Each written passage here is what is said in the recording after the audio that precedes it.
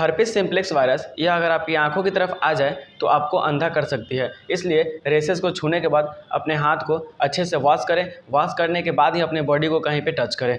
ठीक है। नमस्ते दोस्तों, आज की इस पर में बात करने वाले हैं हर्पिस सिम्प्लेक्स वायरस के बारे में। बात करेंगे कि हर्पिस सिम्प्लेक्स वायरस क्या होता है और यह व्यक्ति के बॉडी में कैसे फैलता है, इसके अलावा इसके कारण क्या होता है, और किसी व्यक्ति को हर्पिस सिम्प्लेक्स वायरस हो जाते हैं तो क्या क्या उनके बॉडी में साइन एंड सिम्टम्स देखने को मिलते हैं, इसके अलावा डॉक्टर के द्वारा क्या इसकी पर्टिकुलर ट्रीटमेंट दी जाती है, इन सभी के बारे में बिल्कुल आसान भाषा में आपको बताने वाला हूँ। तो वीडियो में शुरू से अंत तक बने रहिएगा।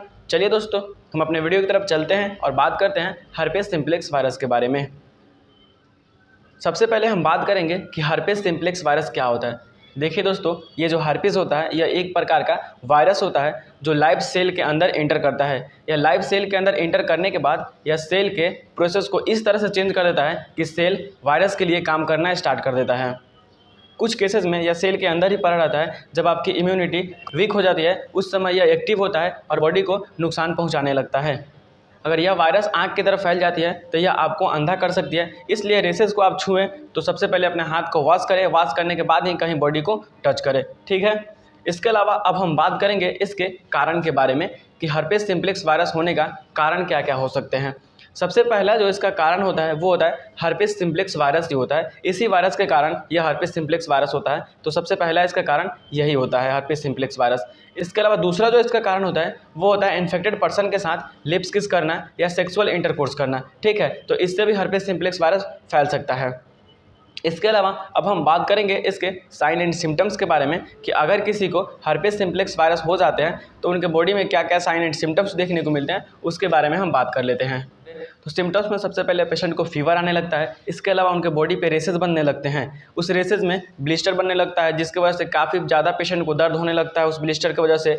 इसके अलावा उस रेसेस में काफ़ी ज़्यादा इचिंग होती है, जलन होने लगती है, पेशेंट को इरिटेशन होने लगता है।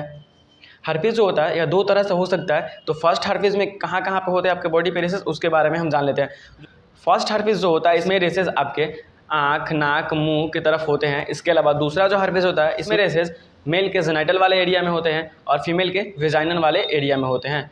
इसके अलावा अब हम बात करेंगे इसके ट्रीटमेंट के बारे में कि डॉक्टर के द्वारा क्या इसकी पर्टिकुलर ट्रीटमेंट दी जाती है, उसके बारे में हम बात कर लेते हैं। इसमें एंटीवायरल मेडिसिन चलती है। तो जो एंटीवायरल मेडिसिन चलती है उसके बारे में हम बात कर लेते हैं। तो सबसे पहला जो एंटीवायरल मेडिसिन है वो है एसाइक्लोविर। जो एसाइक्लोविर टैबलेट होती है 400 मिलीग्राम की टैबलेट होती है। इसको एक गोली सुबह, दोपहर, शाम 3 टाइम देना होता है। इसके अलावा इसके साथ साथ एसाइक्लोविर की ऑइंटमेंट चलती है। एसाइक्लोविर की जो ऑइंटमेंट होती है इसको भी लोकली अप्लाई करना है। देखिए, आप टैबलेट खाएंगे, लोकली आप ऑइंटमेंट अप्लाई करेंगे तो इससे क्या होता है कि आपको जल्दी ठीक होता है हर्पिस वायरस।